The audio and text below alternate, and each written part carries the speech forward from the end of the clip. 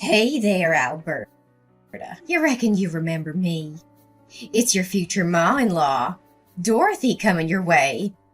Ha! Boy, oh boy, do I have a surprise for you. Oh, hello, Dorothy. It's really nice talking to you. Thanks for inviting me to your family dinner yesterday evening and even letting me stay at your place. I loved the cozy atmosphere and your simply delicious cooking. To be honest, I felt like I was truly at home. Oh, it was nothing, darling. Just my way of showing you the heartiest welcome into my family. I think it's the least I could do to make you feel right at home. It seems like you're quite the early riser, aren't you? I noticed your missed call starting at 4 a.m. I apologize, but I was still fast asleep during that time, so I couldn't answer the phone. I hope you understand and aren't bothered by it. Well, bless your heart. I'm not minding one bit. But here's the thing, darling. Once you're hitched into this family, it's kinda an unwritten rule to rise round at 3 to 4 in the morning. You see, we're good old farmers, and it's mighty important to tend to all them chores bright and early all by our lonesome. Oh, okay, I got it. Thanks for letting me know. Now, being from the big city, I reckon you might not know the ins and outs of farmer life. But I fret not, sugar, 'cause I'll be right there to teach you every last bit about being a farmer. We'll have you plowing fields and milking cows like a pro in no time. Thank you, Dorothy. I truly appreciate it. I'll do my best to soak up all the knowledge about how things run in your household. I'm excited for the learning journey ahead, and I know it'll be a whole lot of fun. Your guidance means the world to me. You know what, Alberta? Sometimes them city folks can be downright clueless and ignorant. They go round acting all high and mighty, looking down on us hard-working farmers like what we do don't mean a lick to society. Can you believe it? They act like meat just sprouts up on trees or something. It sure makes my blood boil, and I gotta admit, sometimes I feel like giving their filthy mouths a good old slap. No offense, darling, but it sure gets under my skin.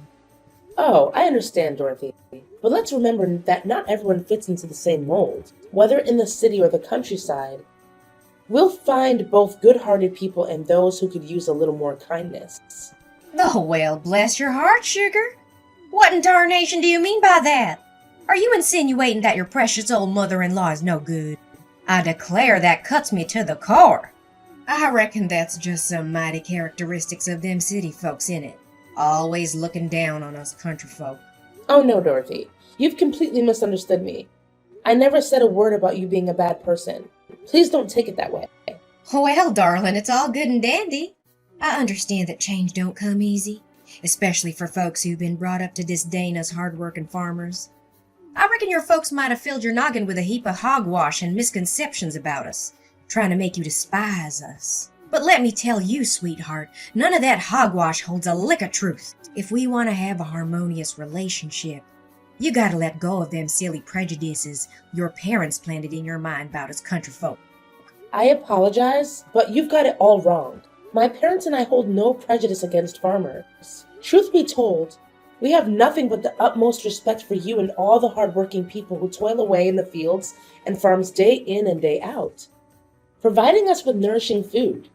Ho, ho, ho. Well now, sugar, if that's what you say, we'll just have to wait and see if your actions back up them words.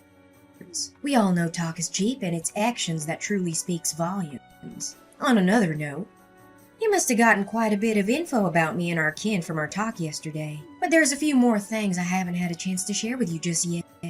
Oh, all right then.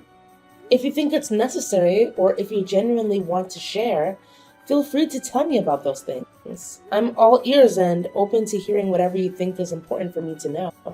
Oh, it's nothing major, darling. It's just a few simple guidelines to keep everything running smooth as silk in our humble abode.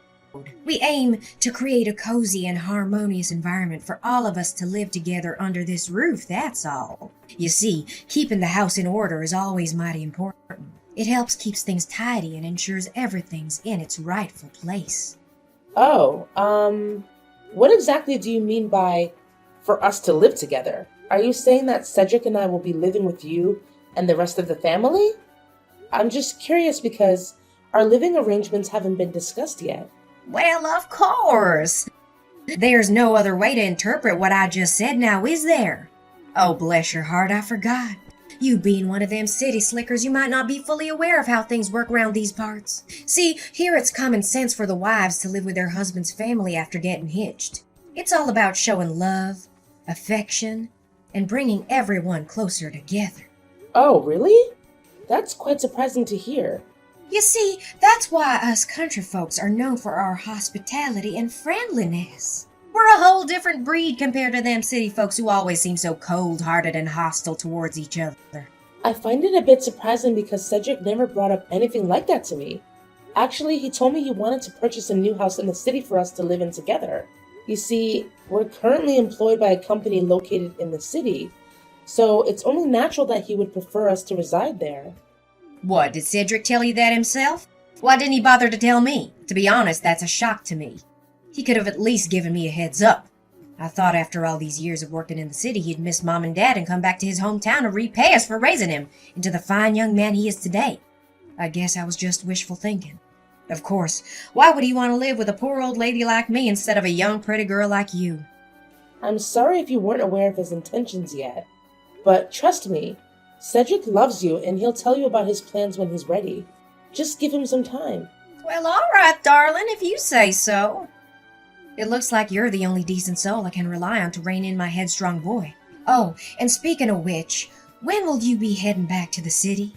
I know your visit round these parts won't last forever, will it?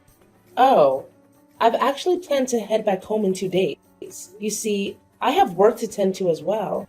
Plus, I only took a short leave of 5 days to come visit this town and have a lovely get-together with you and the rest of the family. Well, shoot. Only 2 days? That's a darn shame. I was hoping you could stay as long as your heart desires. There's a heap of things round this old house I want to show you and teach you. But no need to fret. 2 days is still plenty of time for a mother and daughter-in-law to build a bond, don't you think?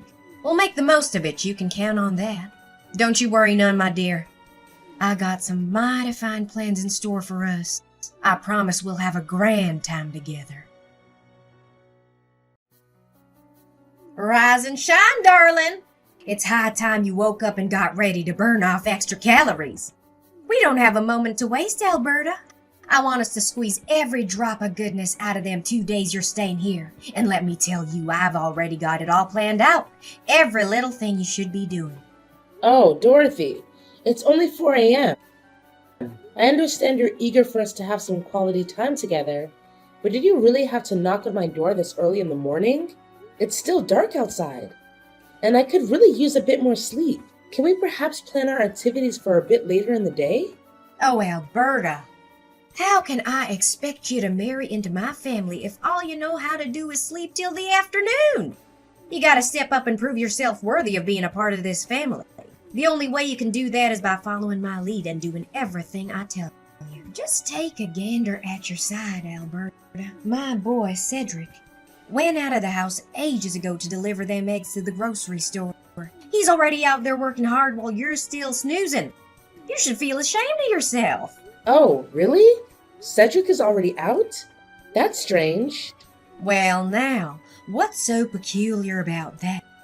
My boy Cedric, he's a fine young man, I tell you. Even though he's taken a break from work, he still keeps his folks in mind and helps them out whenever he can.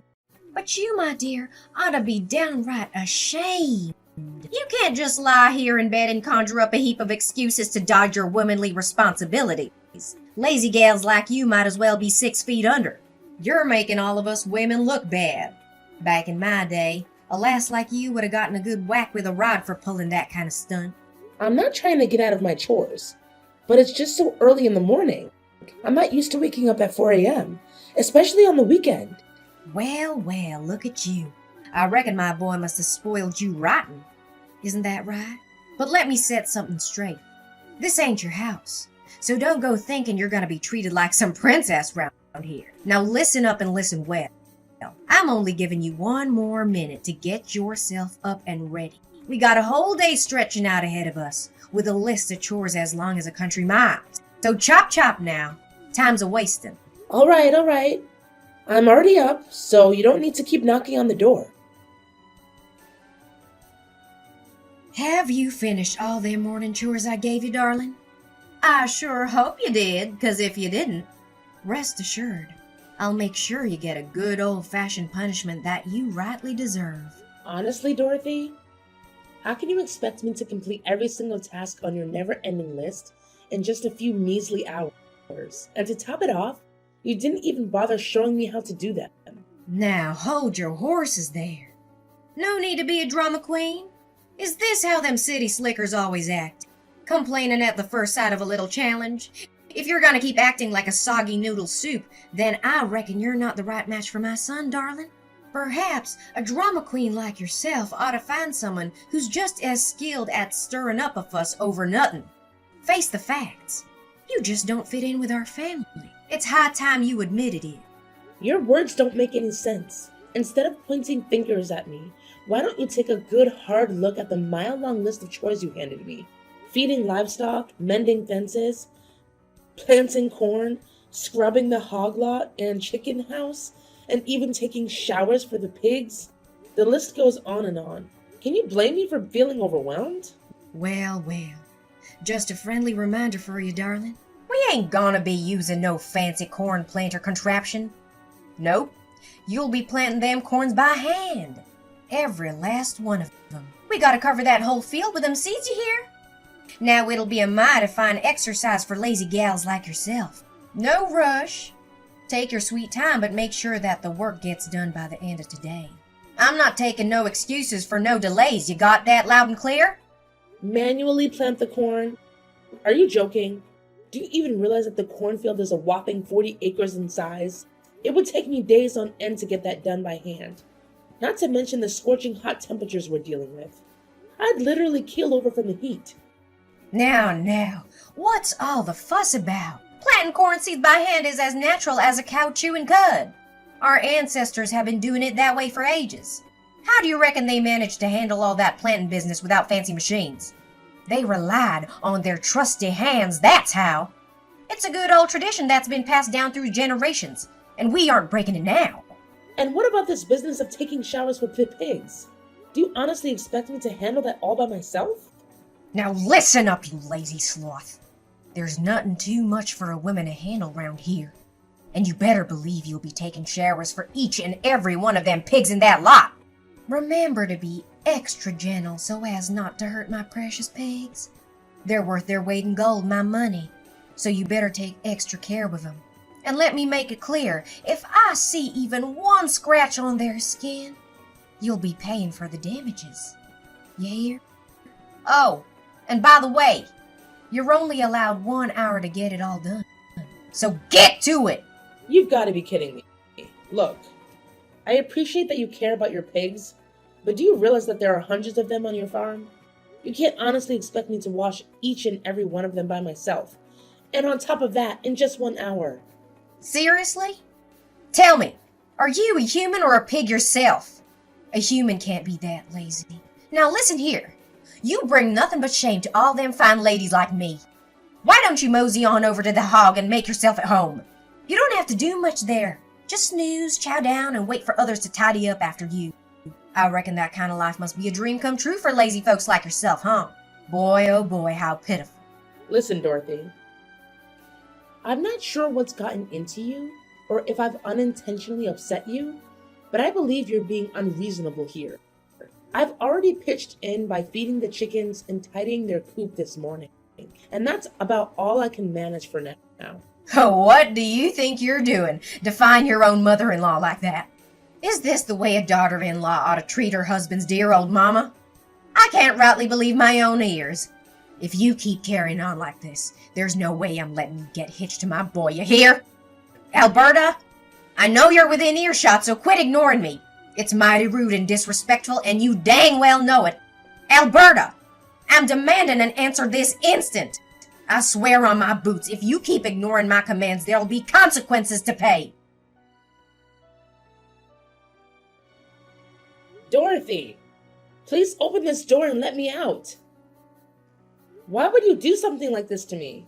Why did you shove me into the hog lot and slam the door shut? I haven't done a single thing to harm you, Dorothy. I don't deserve this treatment. Well, isn't that just a fitting consequence? That's what happens when you defy my commands, darling. Now you best learn your lesson and be a good, obedient daughter-in-law. You'll be sleeping right alongside them dirty pigs until you change my mind and tend to all those chores I assigned you. There's nobody coming to save you now. My husband and son are gone, and they won't be back anytime soon. So you better get cozy with them hogs, 'cause you're on your own, sweetheart. Dorothy, you've gone plumb crazy. I genuinely believed you were a decent person, but it's clear as day now that you harbor some deep-rooted prejudice against me. Well, isn't that just rich? Look at you, strutting round all high and mighty, acting all cocky and arrogant in my presence. Just 'cause you come from them fancy, dirty cities don't mean you're better than anyone else. I reckon you think you're some big-shot city slicker trying to lure my boy away to live in the concrete jungle with you. Well, I'll tell you right now, darling, that isn't happening. Don't you forget, I'm Cedric's mother, and he listens to me, not you. So go on and enjoy the company of them 100 of filthy pigs. Bet your whole darn body smells like manure now. Ha! Aren't you forgetting something? I happen to have my trusty phone right here with me, so I'll just give my husband a ring and tell him to come back and help me. Well, isn't that a hoot? And your wildest dreams, sweetheart? I already wrecked his phone, so there's no way you can reach him no more. Why don't you just accept your fate and embrace the pig farm? 'Cause that's where you belong, darling. You've earned it, fair and square. And if you happen to feel a growling in your belly, go ahead and help yourself to the same grub my pigs enjoy. Heard it's mighty nutritious, them pig feeds. Who knows? Maybe if you slick around long enough, you'll morph into a pig yourself. Ha! Although, truth be told, you're not far off from one as it is. Dorothy, you've gone completely off the rails. If you don't get me out of here, I swear I'm gonna call the police on you. I'm not even joking with you. Well, aren't you just a bundle of joy? If you feel so inclined, go right ahead and trot on down to the police station. But let me tell you, darling, it's a mighty long ride from there to my house. And truth be told, they wouldn't care about some petty squabble like this. It's not worth their time, I reckon. Oh, I'm just tickled pink with happiness. Can't believe my luck, seeing my revenge play out so smoothly. Every little piece fell right into place just like I planned. Now, Alberta, darling, there's no point in wailing or making a fuss. There's nobody around here to hear you. Best accept your fate and let yourself rot in that pig farm. Alberta, where are you? I stepped outside for a breath of fresh air, but what in the Sam Hill? The door to the pig farm is wide open. Did you somehow find a way to skedaddle from that place? How dare you, I say? Oh, well, when you look at that, your dear husband and son made their way back home. And guess what? They lent me a hand and got me out of that pig farm. What? My husband and son came home? How could they? That's impossible. They spilled the beans to me. You convinced them to haul those eggs clear to some distant grocery store, and then you went and tampered with their car so they couldn't make it back. You deliberately loosened the oil nut, knowing it would wreak havoc on the engine after a while on the road. Do you even grasp the magnitude of the peril you put your own husband and son in? Luckily, they managed to reach out to a kind-hearted friend nearby who gave them a lift back home. What? I can't believe this. My plan went all to hell and back. This is just unacceptable. Everything was so perfectly planned and well thought out. How could it go wrong like that? I'm plumb flabbergasted. You've got some serious issues, Dorothy. What on earth possessed you to concoct such a twisted scheme? Is it because you harbor some hatred towards me and wanted to seek vengeance? Honestly, I haven't even done anything to you to deserve this. You hit the nail on the head. It's true, I can't stand you. I despise the fact that you hail from them big cities. Can't stand that high and mighty cocksure attitude you dish out when you talk to others. I also can't stand the fact that you roped my boy into moving to the city and shacking up with you for good. Honestly, you make my stomach turn. But there isn't a single thing about you that stirs up any sympathy in me. That's downright absurd. It's not true at all what you're saying. I'm not done talking. All you're good for is whispering poisonous words in my son's ear about me, trying to turn him against his own kin. In other words, you engineered the whole thing, plotting and scheming to tear my family apart. You're the root cause of why my boy chose to abandon his family. Why on earth are you making such generalizations about people from big cities? I've never behaved in a cocky or arrogant manner, and your accusations are completely unfounded. And besides, I had nothing to do with Cedric's decision to move to the city. He's a grown man, and he can make his own decisions. In fact, he told me that he hates it when you try to dictate his life. Wait, what? Cedric can't stand me. No way. Does this mean I lost this battle? No. No, no! I flat out refuse to reckon with this reality. You best believe you need to send my boy back to me, you hear? I found him a new flawless bride who lives right around these parts, near my house and my farm. If Cedric ties the knot with that gal, he'll be setting down right here with me for good and help me with the farm work. Stop daydreaming, Dorothy. Oh, and by the way, your husband told me that what you did to him is unforgivable. That's why he decided to leave you for good. You'll be receiving divorce papers from him soon. Hold on there just a cotton-picking minute. Divorce papers? Are you plumb loco? Why in the world would my own husband want to divorce me of all things? You heard me crystal clear, and as you might expect, Cedric didn't keep it a secret either. He made it known to me that he intends to take legal action against you. Tampering with someone's vehicle and causing damage to the engine is a grave offense, and the consequences are severe. You'll find yourself behind bars for committing such a crime. What on earth are you yammering about? Prison? Are you pulling my leg right now? I haven't done anything wrong. I simply loosened the oil nut in their car just a smidge. It wasn't nothing too severe now, was it? I just wanted to keep them from making it back home. I reckon this matter ain't something that needs to be dragged out into court. It's not all that serious if you ask me. You're terribly wrong, Dorothy. As I mentioned before, tampering with someone's car is a grave offense. And mark my words, you'll face the consequences fitting for such a crime. Rest assured, the punishment won't be anything light. It will be substantial and just. No way! You're totally trying to scare me with your bluff. I'm not falling for your lame trap. Not in a million years. Seriously, it makes zero sense that my son and husband would ever throw me behind bars. They'd have to be absolute monsters to even think about doing something like that. Nah, Dorothy. They ain't the monsters here. You're the one wearing that title. You put your own husband and son in serious danger all because you wanted revenge on me. Listen, I'm not going to waste any more of my precious time talking with you. It's your turn now to deal with all the mess you've caused. Just remember, Cedric and I are hitting the road real soon, and we ain't ever coming back. Oh, you can hide in the pig farm if you want, haha. No! This is just too much. Alberta, I'm begging you. Talk some sense into my husband and son. They can't just ditch me like this. We're family, for crying out loud. This isn't how family should treat each other, no way. Look, I'm sorry, all right? I messed up, I admit it. So please cut me some slack this time. I promise I'll support your wedding with Cedric. You've got my blessings. I really don't want to end up in prison. That place isn't for me. It's for real criminals, and I'm definitely not one of them. Why didn't you think it through before committing that terrible crime?